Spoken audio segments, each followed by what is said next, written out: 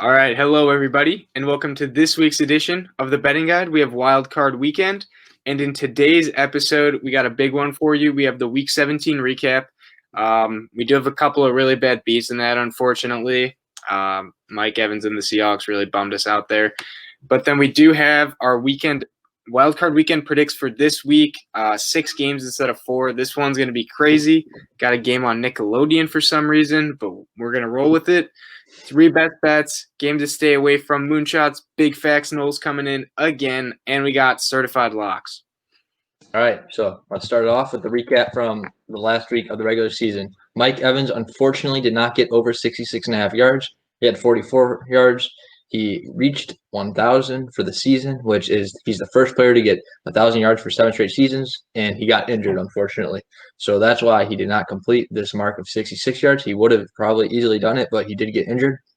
Tennessee, they won, but they only won by 4 points instead of 7.5. So unfortunately, that was not good. Tennessee played amazing offense, but they played terrible defense against the Texans. Deshaun Watson did end the season with the best passer rating, which is probably why the Texans offense did so well this year and against Tennessee. All right, the Packers beat the Bears by 19. That was an easy cover of 4 points. The Patriots won by 14, so that was an easy cover of 3.5 points. And the Bills won, so that was the easy cover also. Unfortunately, the Seahawks only won by 3 points. The 49ers scored a touchdown right at the end of the game when it was most likely already over. They would have had to get an onside kick and score another. They would have scored a field goal, but it was a 3-point game. The spread was 3.5. It was unfortunate. Now let's get into our game picks for this week. All right, so the first game we got on tap is the 2-seeded Bills versus the 7-seeded Colts. Josh Allen and Phillip Rivers face off as the Bills look to win a playoff game for the first time since 1999. I think we remember a couple years ago they got into the playoffs with Tyrod Taylor, lost to the Jaguars. Nathan Peterman made an appearance. They have Josh Allen now, so things are different in Buffalo. All right, next we have the Rams. They're going to be the 6th seed against their division rival, the Seahawks, who are the 3 seed. Russell Wilson will face off against the strong Rams defense as the division rivals face off for the 3rd time this year. It's always fun to watch teams play 3 times in one year. We'll see how this one goes. Next, we got the Tampa Bay Buccaneers, the 5 seed, against the lowly football team. They're the 4 seed. Got into the playoffs with a record under 500, which is pretty crazy. So Tom Brady's going to be heading back out east, and he's going to play Chase Young in this ferocious football team defensive line. It's star-studded, ton of first-rounders, but Tampa and my man Tom's going to get the job done. All right, now we have the Ravens. They're the 5 seed. They'll be playing the Titans, the 4 seed. This is where me and Blake differ in our picks. I have Titans. Blake has the Ravens. Lamar Jackson looks to win his first ever playoff game, while Derrick Henry and Tannehill look to go back-to-back to the AFC Championship game. We'll see what they can do. Yep, next we got the 7-seed Bears versus the 2-seeded Saints. So Trubisky's been playing pretty well as of recently, had a little dud against the Packers, but they're headed to New Orleans, and they're going to play what could potentially be Drew Brees' last playoff game ever. He said he's going to retire after this year. One more ride for Drew Brees in New Orleans. It'll be fun to watch. All right, and we wrap up Wildcard Week with the 6-seeded Browns against the 3-seeded Steelers. This is the Browns' first time making the playoffs since 2002. Shout out to them. Unfortunately, they have COVID. Their coach has COVID. Their Pro Bowl left guard has COVID. The Pro Bowl left guard, which is he's a 3-time Pro Bowler, and he doesn't even get to play in his first career playoff game. The Steelers and Ben Roethlisberger will face off against them, and we'll see if the Browns can win this week so that their coach can be back for a real playoff game, and so can that left guard who's been waiting his whole career. That will be it for our game picks for this week. Let's move on to our best bets. All right, our first best bet is going to be the Seattle Seahawks to have over 1 first-half touchdowns. So when looking at their whole season, they had at least 1 touchdown in 12 other 16 games this year. So at the minimum, it's looking like they're at least going to be able to stall out the bet, so you'll get your money back at the minimum. Seahawks at Lenox Field averaged 29 points a game. So if you split that evenly between the 2 halves, that'd be 14 points. It's not perfect, but it's a pretty decent measure. All right, Russell Wilson, he's an elite quarterback. We know that. He's one of the league's greats right now, and he is 9-6 in the playoffs. He knows how to play in the playoffs, and it is unknown who will start at QB for the Rams. If the backup comes in, then it's not going to be a good game for them. If Jared Goff plays, he does have playoff experience, but Russell Wilson is definitely a more elite quarterback and is definitely going to be better than Jared Goff in this matchup. Yep. And next we got the Steelers at minus 3.5 points in the first half of this game.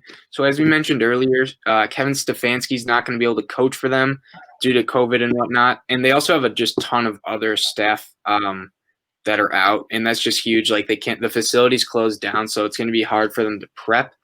Next, so Big Ben had a whole week of rest and is an experienced playoff quarterback. I mean, we've seen him play tons of games in the AFC. He has 2 rings. He's been there. He knows what they need to do to win.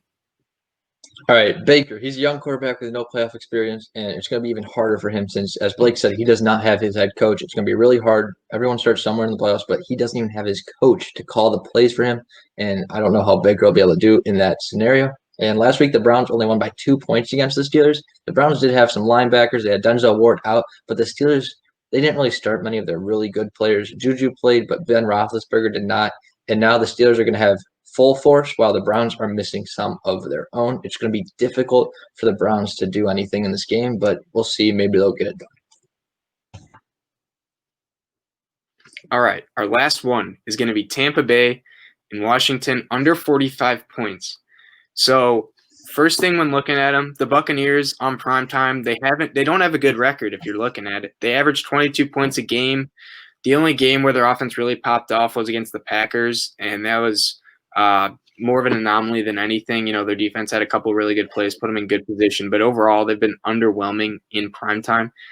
And Washington, I mean, we've all seen their offense. We watched them on Sunday Night Football last week, unfortunately. They average 21 points a game, which is the 8th worst. Their offense with Alex Smith, he can't really push the ball down the field. It's mainly checkdowns to Logan Thomas and J.D. McKissick. All right, so this is a strength for strength. The Tampa Bay offense, very strong versus the football team's pass defense, also pretty strong. And then also the Tampa Bay run defense is fantastic against the football team's rush offense, also fantastic. And we'll see what they can do, but I think it's going to be a low-scoring game, and we do not see more than 45 points being scored in this one. Now we're going to get to our one game to stay away from on Wildcard Weekend. So this is going to be the Titans and the Ravens. So the last couple times they've faced off, the Titans have won, right? They beat them in the playoffs last year. They beat them this year on an overtime run from Henry. And when you're looking at it, the Titans' offense it's amazing, right? Tannehill, A.J. Brown, Derrick Henry, 2,000 yards. But the Ravens have been hot recently. They've won 5 in a row.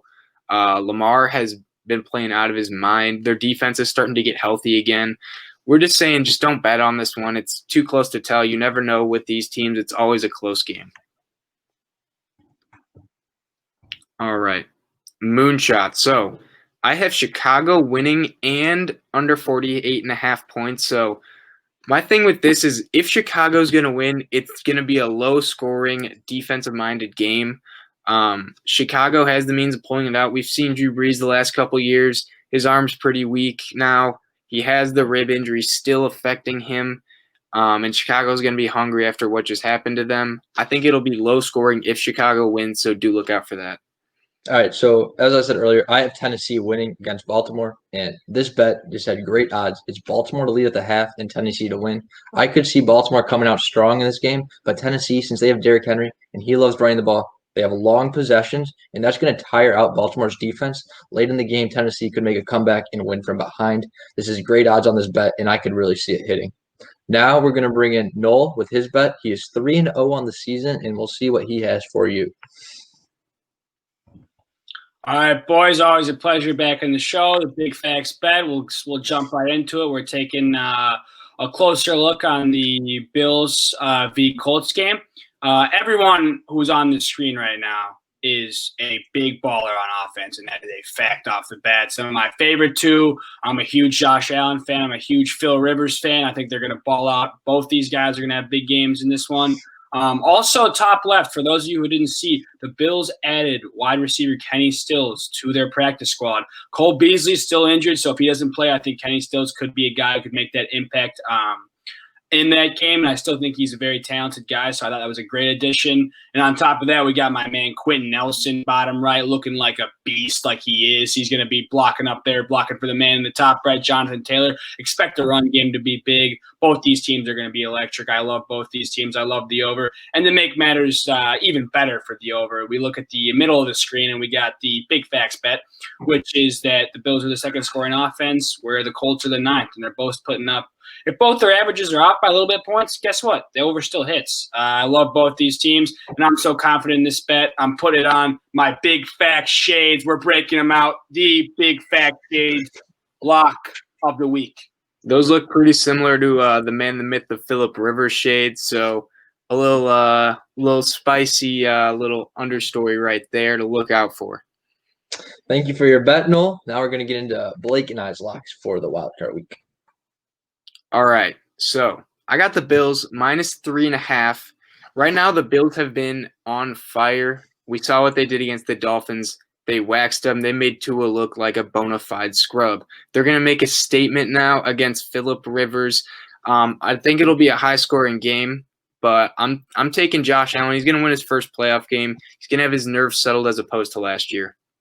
All right, and now it's time for my lock. I have the Seahawks -1.5. This is also an alternate spread. Russell Wilson, he's an elite quarterback, and he has an elite coach in Pete Carroll. Sean McVay is also an elite coach, but Pete Carroll has more experience here in the playoffs. Russell Wilson has more experience in the playoffs as a quarterback, and we are going to see the Seahawks beat the Rams. They only have to win by 2 points for this spread to hit. I see it happening, and I think it's going to be way easier than taking candy from a baby.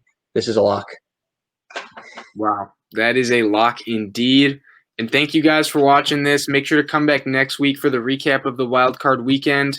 Make sure to watch Nickelodeon for the Bears-Saints game. And come back next week for the divisional round picks.